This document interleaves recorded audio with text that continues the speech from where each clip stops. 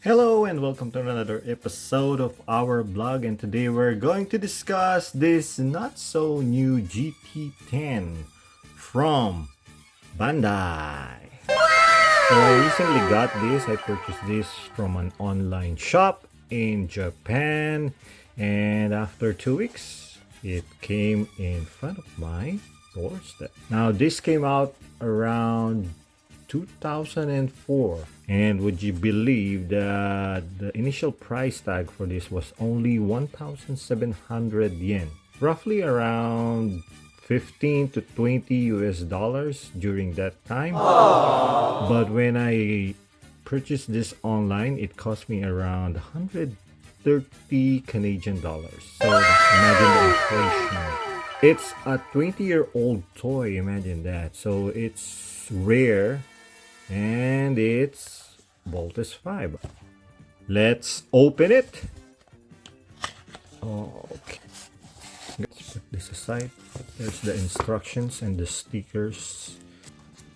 So there's a tiny, it's a manual how to play with voltesv, and some pictures of it. There's a ton of Japanese. I think it was made. This was the original GA80. 1977 was made 1977. Imagine that. And this one was a reissue. I think it's a smaller version of that GA80.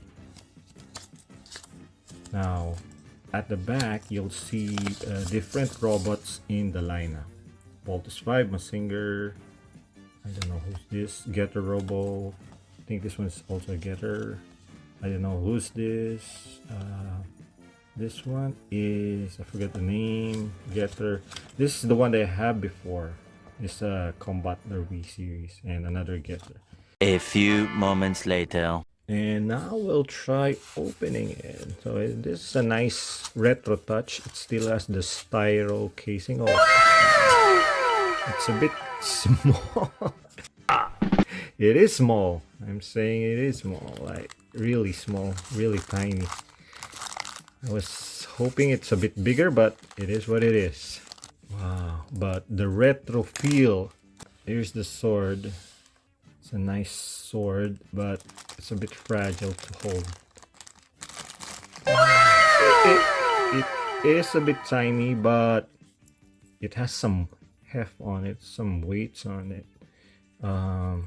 The parts looks, oh my god, I don't know if it's fragile or what, but they are tiny. The good thing about this was they still have those gimmicks, the firing gimmicks. You see this? Once you press this, the head or the helmet, voltesv helmet, will pop up. It didn't. I think it's because of the spring. I don't know. Yeah, it's supposed to fire like that. There you go. One more time with feelings. Let's see.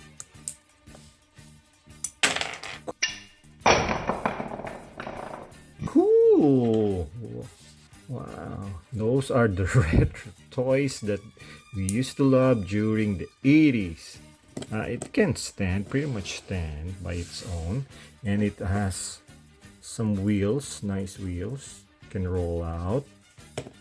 There are two pairs of hands, probably if you lost the other one, or because there's also a firing gimmick for the hands. That's why you can reload after you fire both hands.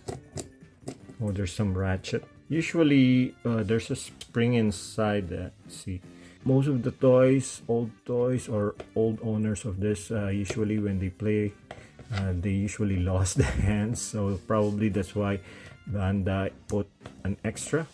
Use the firing gimmick. You just press this yellow button and say bonsai. There you go. Now in terms of articulation, like I mentioned before, this figure has limited articulation. The head doesn't side to side movement a little bit because of the helmet or the cruiser that you can attach and detach from it. So on the head doesn't have any articulation, but it has firing gimmick. It pops out. This toy doesn't bolt in, it doesn't combine into one giant robot and disengage into several pieces of voltesv. The arms or the hands, there's a firing gimmick of it. It doesn't have any joints on the elbow, but it can rotate, pretty much rotate 360. It's limited because of this wing part of the cruiser. There's no waist articulation. I think you can remove this thing, the one that I forgot what you call it. You can remove it, but I don't think I want to remove that. Oh, these two tank thread, like for the Panzer, you can pull it sideways, outwards, and then you can rotate it back, so it will be nice and tucked. But be careful, do not try to force it, not to put too much force when you pull it, because it's a bit fiddly. It's not a great SC. There's no articulation on the waist. On the legs, you can pretty much put it forward like that, and like that, and then back like that. So it's very limited. On the knees, you can bend it like that.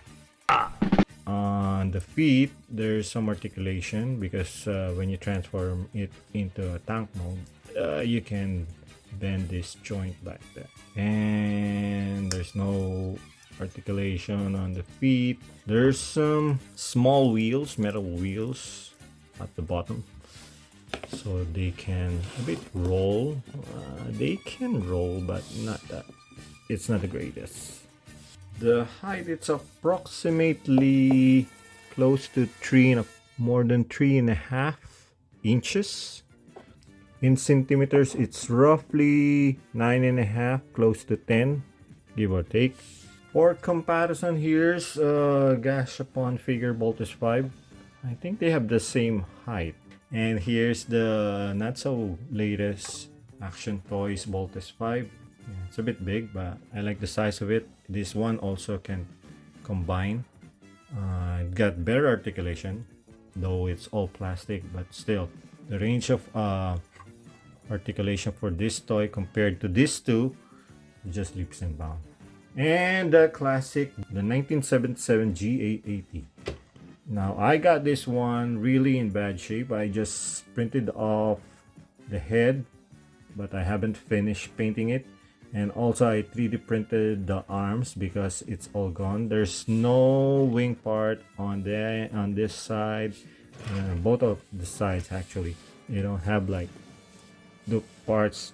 So there you go, a quick review of this GT10 voltesv figure from Bandai. And if you're just tuning to the channel, please considering subscribing to my channel. And if you like this video, please give a big thumbs up. And until next time, this is Mike signing off.